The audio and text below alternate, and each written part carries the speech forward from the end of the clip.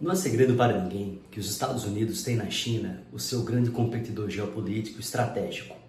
Pelo menos há 15 anos, os Estados Unidos prometem fazer o chamado pivô para a Ásia, ou seja, reduzir as suas obrigações de defesa e segurança no continente europeu, tal como no Oriente Médio. Isto porque a região da Ásia-Pacífico, que é a região em que tem mais riqueza no globo, concentra grandes potências, em particular a China, que é percebida pelos Estados Unidos como seu grande competidor de caráter, inclusive, hegemônico.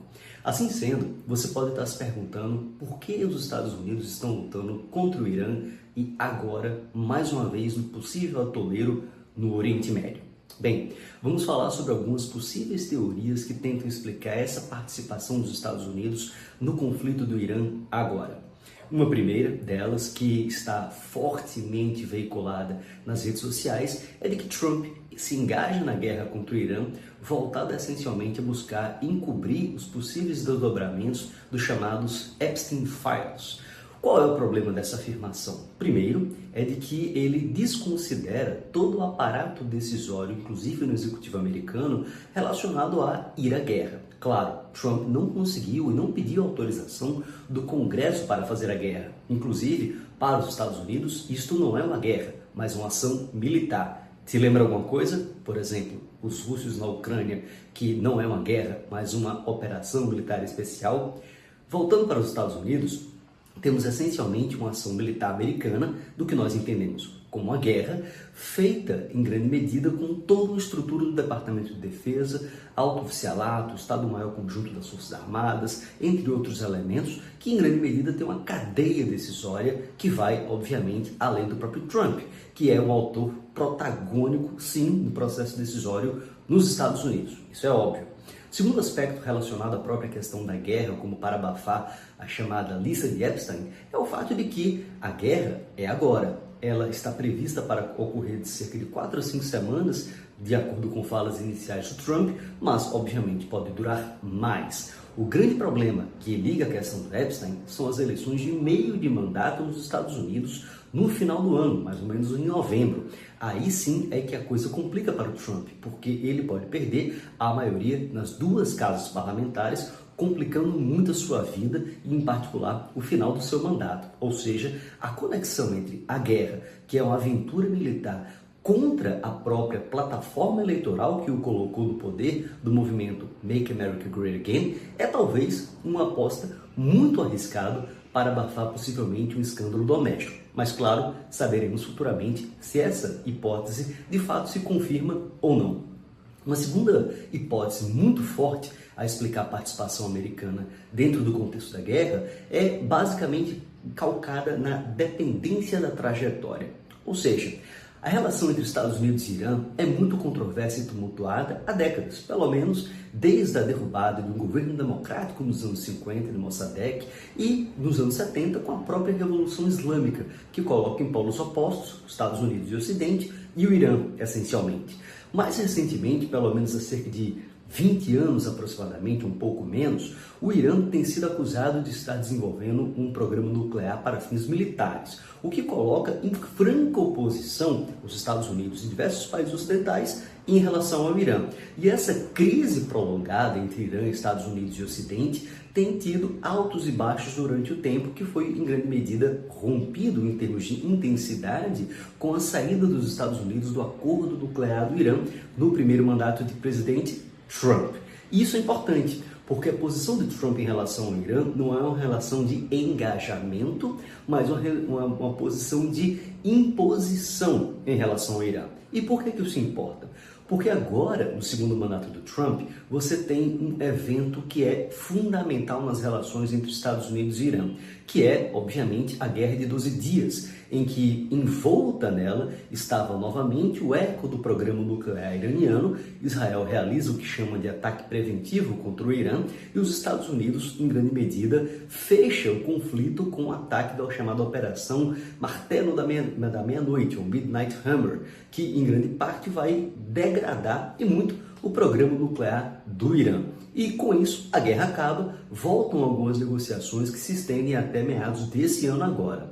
E aí, essa nova guerra que estamos vivenciando e assistindo e obviamente analisando é outro capítulo dentro desse esforço de não proliferação nuclear, vertical e horizontal, mas essencialmente uma tentativa de desarmar o Irã.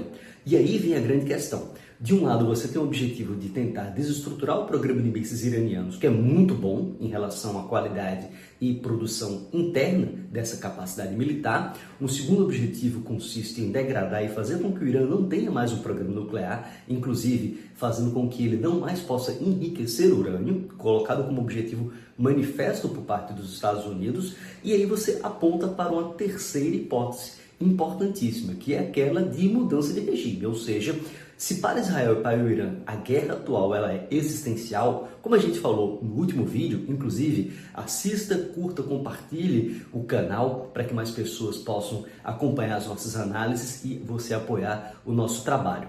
Voltando aqui para o vídeo, então se você lembra do que a gente falou no último vídeo, essencialmente para Israel e para o Irã, a guerra ela é existencial. E ao ser existencial, isso coloca com a possibilidade de limite de força e violência dos dois antagonistas seja máximo essencialmente. Só que para os Estados Unidos, não. Para os Estados Unidos, a guerra é uma guerra de escolha, é uma guerra que Trump escolhe entrar na guerra. E aí você tem potenciais problemas de falhas de percepção. O fato de entender que talvez a o Irã seja na verdade uma Venezuela. Ou seja, seria possível pensar numa Delcy Rodrigues iraniana, de forma a poder fazer ali uma substituição do regime, colocando um regime mais tranquilo para negociações americanas. Uma segunda opção seria a ideia de que o regime estaria podre, especialmente denotado aí pela força das manifestações e pela escala prevista de mortos nos protestos no Irã, o que em grande medida faria plausível compreender que se os Estados Unidos e Israel batessem fortemente no Irã, o regime poderia implodir. Some-se a isso a própria ideia de compreensão da construção de um novo Oriente Médio geopolítico na perspectiva enunciada desde os acordos de Abraão, que envolvem a normalização das relações de Israel dentro do próprio Oriente Médio.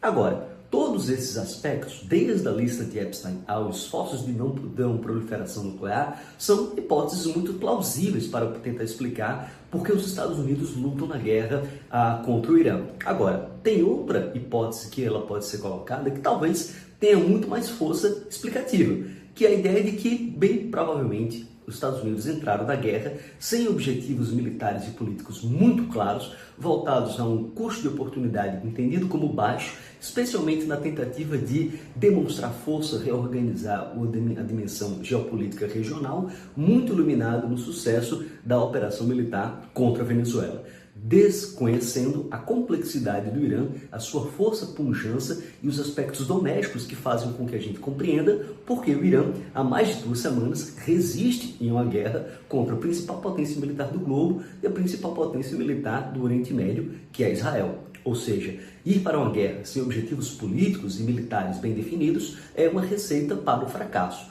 Por sua vez, Trump não é burro. Ele, ao entender essa potencial falha, ele obviamente vem modulando o discurso de forma a permitir-se identificar momentaneamente um ou outro objetivo do qual ele possa dizer que cumpriu, assim, em grande medida, podendo sair da guerra aclamando vitória. Só que tem uma grande diferença. Se você lembrar novamente do nosso vídeo anterior, para Israel a guerra é existencial, para o Irã a guerra é existencial, para os Estados Unidos não é existencial. Ou seja, uma guerra limitada voltada a produzir efeitos estratégicos naquela região pode ser algo com que ele consiga viver à noite. A grande questão que fica é e a China, que é o grande antagonista estratégico dos Estados Unidos e que as fontes colocam que continua recebendo petróleo do Irã pelo Estreito de Hormuz, que se encontra hoje virtualmente fechado por forças iranianas, em grande medida. Então é um tabuleiro geopolítico extremamente complexo em que a falta de clareza em termos de objetivos políticos dos Estados Unidos para a guerra torna difícil a perspectiva de o que é vencer. Bem, nesse sentido, Trump poderá dizer que ele venceu a depender do que ele diga o que é vitória. Acompanhemos os próximos desdobramentos desse conflito.